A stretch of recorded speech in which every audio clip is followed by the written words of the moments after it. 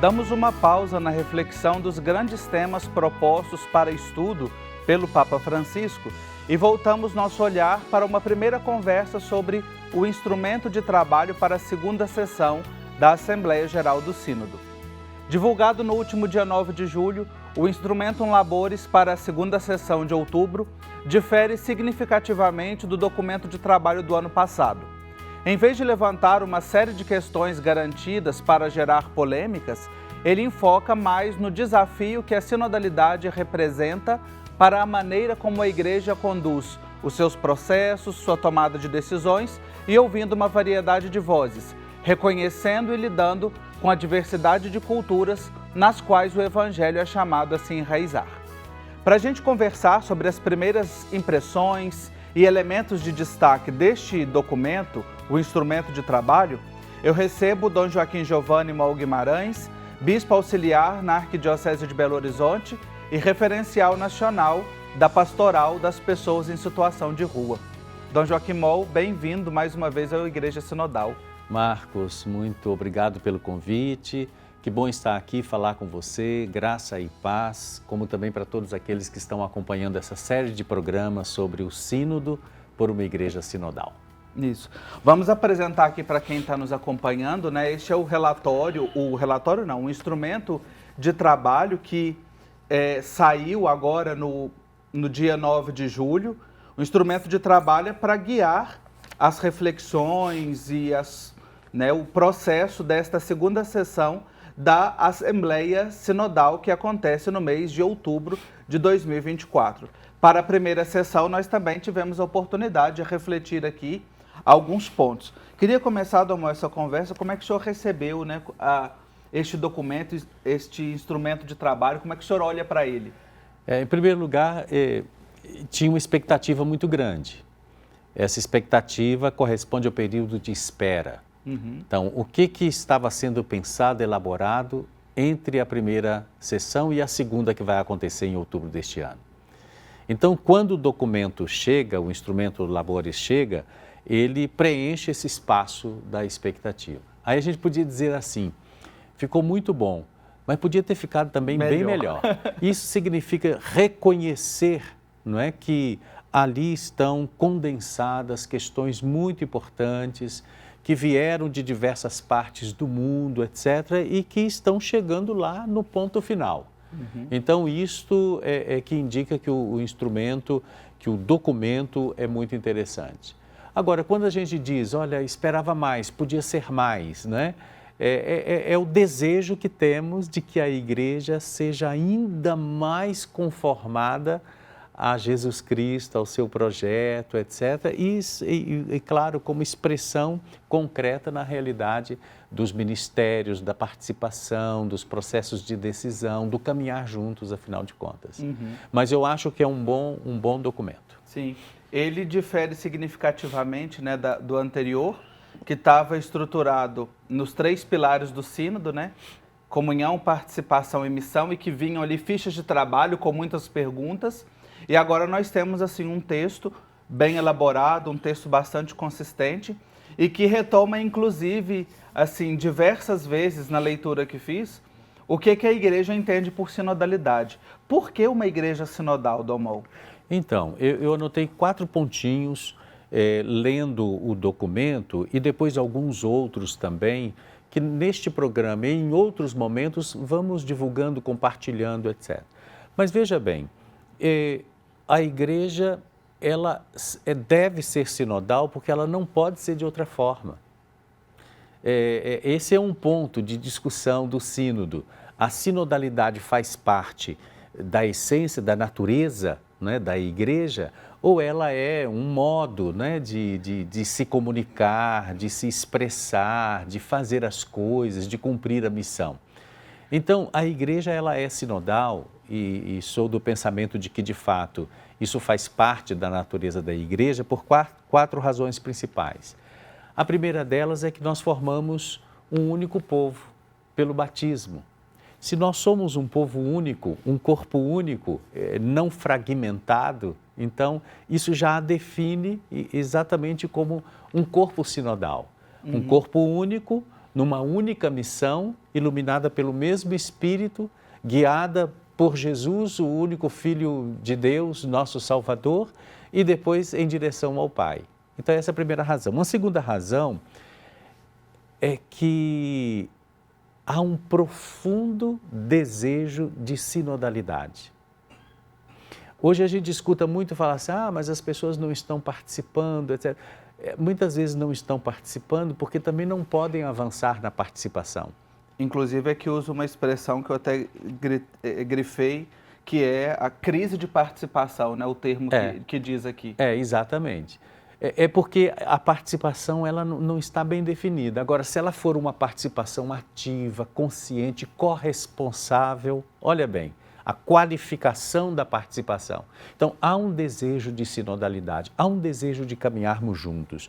Poucos são aqueles que querem dividir a igreja, numa parte, noutra, seja qual for o critério. O terceiro ponto é que a sinodalidade, a igreja deve ser sinodal porque ela tem que construir uma unidade na diversidade. Eu penso que não há exemplo mais interessante do que aquele que está na Sagrada Escritura, né? A ideia do corpo.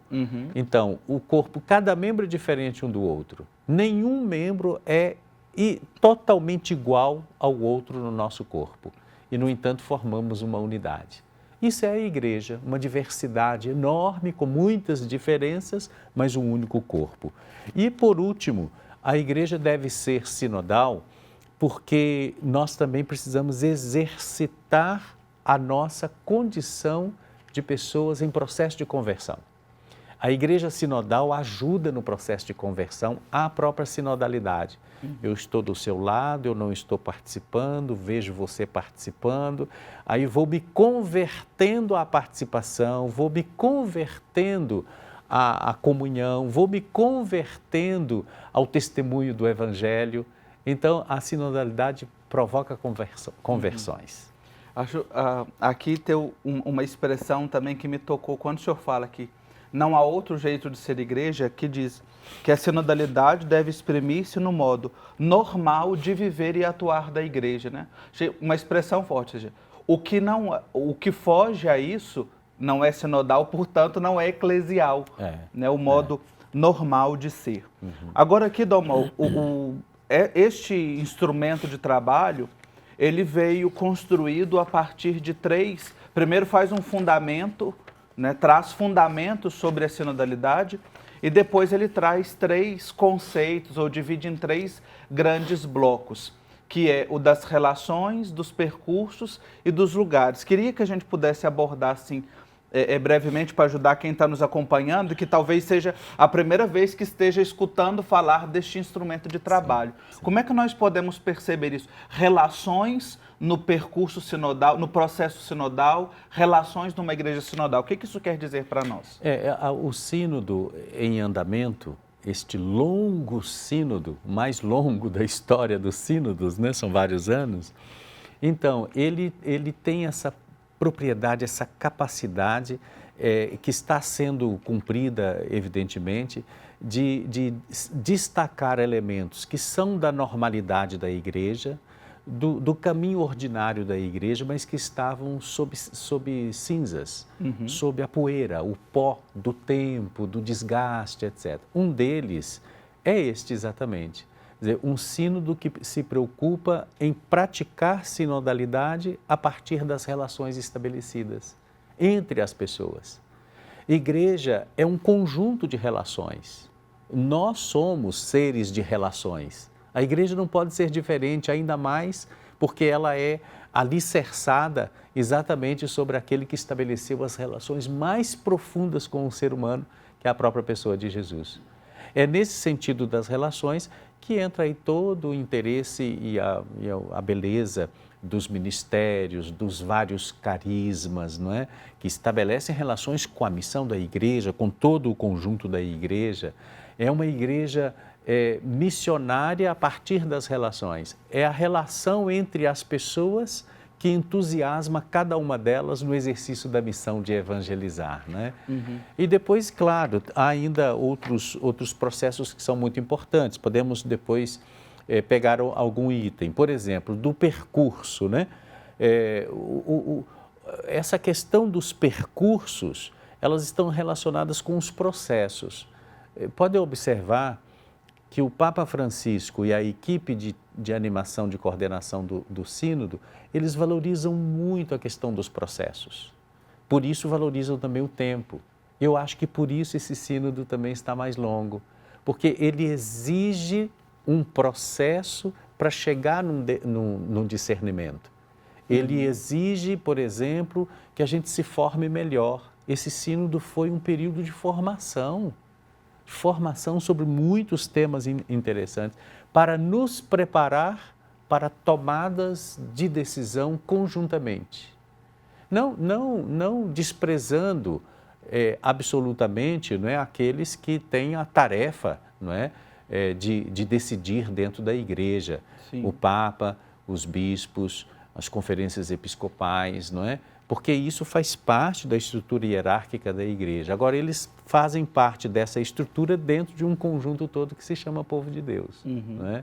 Então, isso é muito importante, né? E precisa ser considerado nessa segunda sessão do Sínodo. Quero terminar esse bloco com uma expressão aqui, né, amarrando o que o senhor trouxe tão bem para nós. É nas relações com Cristo, com os outros e na comunidade que se transmite a fé. Dom Mal falava, né, dessa dimensão. Nosso viver, compartilhar a fé, construir o caminho é relacional. Nós vamos fazer um intervalo bem rapidinho e já a gente continua conversando sobre o instrumento Labores para a segunda sessão do Sínodo. Até já.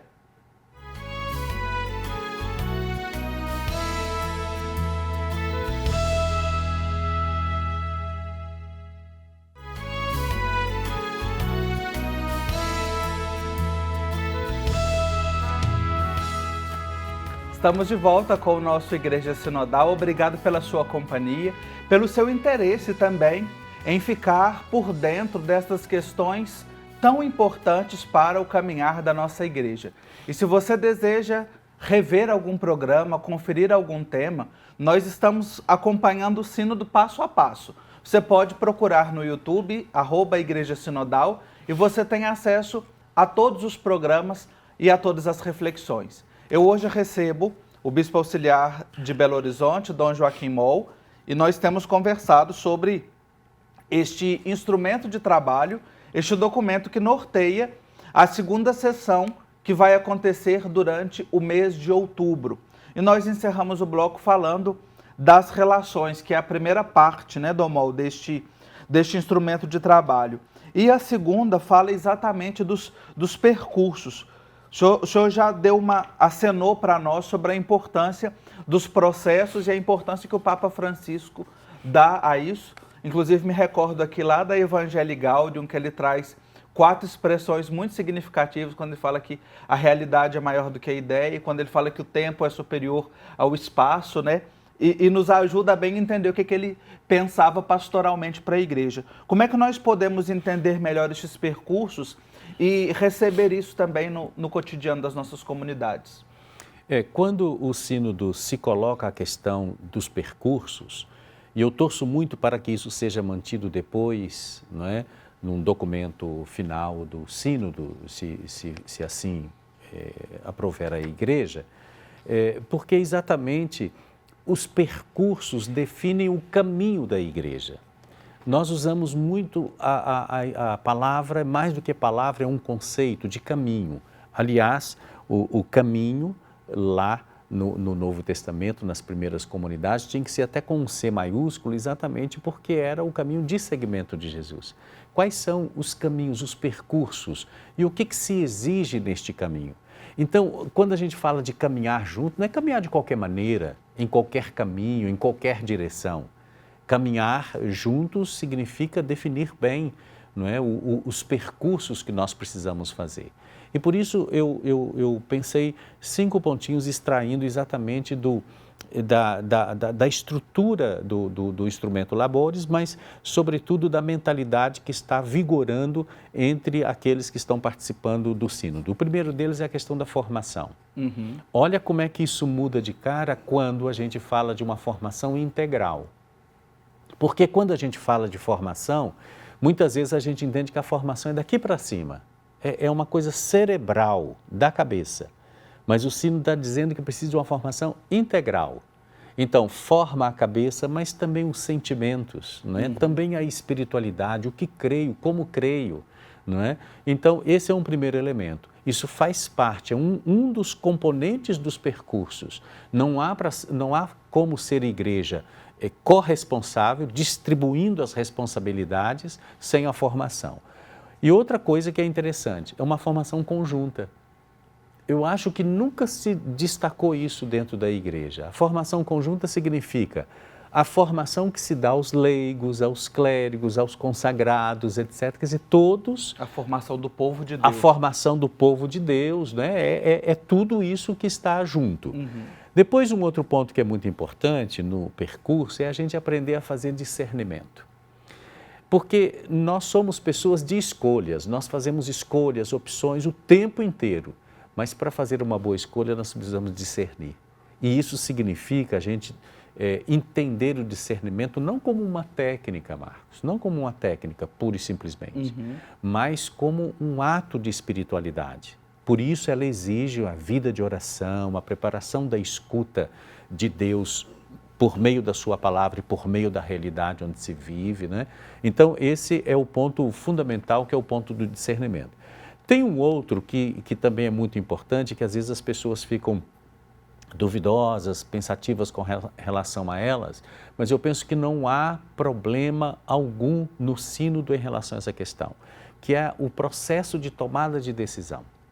A tomada de decisão está exatamente nessa segunda parte, que é a parte, depois das relações, dos percursos. Quer dizer, no caminho são necessárias as tomadas de decisão. Falei isso agora há pouco. Quer dizer, tem o processo de decisão que é exercido, que é vivenciado pelo bispo, pelo papa, não é? pela conferência episcopal. Agora, ninguém quer tomar o lugar de ninguém no processo de decisão. Só se busca fazer uma decisão compartilhada, uma decisão que escuta o outro, que leva em consideração a realidade. É isso que é bonito e é isso que precisa mudar no processo de tomada de decisão, não é? Dentro da igreja. E todos nesse processo, na obediência, no esforço de obediência ao Espírito. Escutar o Espírito. Escutar o Espírito. Então, aí sim a decisão sai muito mais acertada e a gente evita muitos problemas. Depois, a questão da transparência. O instrumento Labores fala de transparência e fala também de prestação de contas. Porque a igreja, ela precisa, de fato, ser muito transparente. Eu não me refiro aqui apenas à questão dos abusos, porque eles estão aí, precisa ser dada a transparência, aos processos de apuração de abuso, todo tipo de abuso que há na igreja. Mas também a questão financeira, mas também a questão do plano de pastoral e de evangelização. É preciso dar transparência, quer dizer, a gente faz o plano está aí, vai ser executado. Em que medida que todo o povo participa de tudo isso? Além disso, por exemplo, transparência no compromisso firme, inequívoco, inalienável da defesa da dignidade das pessoas. Então, a gente não pode fazer de conta que defende a dignidade. Transparência é mostrar como estamos defendendo a dignidade das pessoas. E, por último, gostaria de destacar, não menos importante, que é a questão da prática de assembleias. As dioceses têm uma experiência, não todas, mas muitas têm uma experiência interessante. Quando fazem uma assembleia eclesial, onde todos os segmentos da igreja local estão presentes. Mas isso precisa acontecer também em nível nacional, em nível continental. A América Latina e Caribe deu o exemplo disso. Foi um passo muito significativo, né? Realizou uma assembleia eclesial, onde todos representavam o conjunto enorme e dos vários segmentos da igreja. Isso será um passo muito, muito importante para a igreja a partir desse sínodo. Oxalá o sínodo possa concretizar isso, outras regiões do mundo e também nos níveis nacional, diocesano, como o senhor colocava. E aqui, Dom Mol, lugares, o instrumento de trabalho nos ajuda a pensar a sinodalidade a partir destes lugares, relações e percursos que se dão em lugares concretos. Como é que nós podemos olhar, né, para esta relação aqui no instrumento? O Concílio Vaticano II, ele chamou a igreja, a diocese, muitas vezes de igreja particular. Mas esse particular pode levar a uma pessoa que às vezes não tem um traquejo, né, com as palavras, né, próprias da igreja, a equívocos. Porque quando fala de particular, quer dizer, é meu, é uma propriedade, é uma relação de posse. Então, o sínodo está nos ensinando e nos acostumando a falar de igreja local. E a palavra local, ela é pequenininha, mas ela é muito importante, porque esse local se refere ao território próprio, à cultura própria, à história de um povo, que é sempre diferente do outro. Então, quando a gente fala de local, nesta palavra local estão muitos elementos. Eu desconfio até que a palavra local associada à igreja, ela ganha de fato uma força teológico-pastoral de grande importância. E o sínodo, na medida que ele vai caminhando e valoriza os lugares, ele está justamente fazendo uma tarefa ascendente, quer dizer, parte lá das comunidades. E como é bonito ver nesse documento ideias que saíram lá das comunidades na primeira escuta. E foi andando e foi sendo conservado, elaborado, aprofundado até chegar aí. Quer dizer, o local, o território, a cultura, a história, aquilo que é próprio de cada povo, a história da igreja naquele local, tudo isso é fundamental para a preservação de uma igreja encarnada, enculturada. Dom Mauro, nosso tempo está chegando ao fim. Quando a prosa é boa e quando o convidado é bom, o tempo passa rapidinho, né? Podemos ter esperança nessa assembleia que está se aproximando? Ah, podemos. Podemos sim. A esperança é uma coisa que nos move para frente. A esperança, inclusive, comporta uma coisa que às vezes a gente não gosta muito, é uma certa indignação com o que não está bom. E a gente deve se indignar. Não revoltar, ficar com raiva, com ódio, mas indignar-se. Porque essa indignação ela é transformada numa força muito grande e para nós essa força tem nome, é a fé em Jesus Cristo, caminho para o Pai, e assim nós poderemos, com esperança, fazer uma igreja sinodal e, a partir dessa sinodalidade, multiplicar experiências eclesiais em todos os cantos do mundo. Dom Joaquim Giovanni Moll Guimarães, Bispo Auxiliar de Belo Horizonte, muito obrigado pela sua participação e contribuição nesse programa de hoje. Eu que agradeço, um abraço a todos. Nós seguimos neste processo, nesse percurso, construindo uma igreja sinodal missionária. No próximo programa a gente volta para os grupos de estudos, temas propostos pelo Papa Francisco. Mas a gente vai voltar com mais detalhes. Esse programa de hoje foi só para trazer um aperitivo do que a igreja está propondo para a segunda sessão da Assembleia do Sínodo. Um abraço para você e até o próximo programa.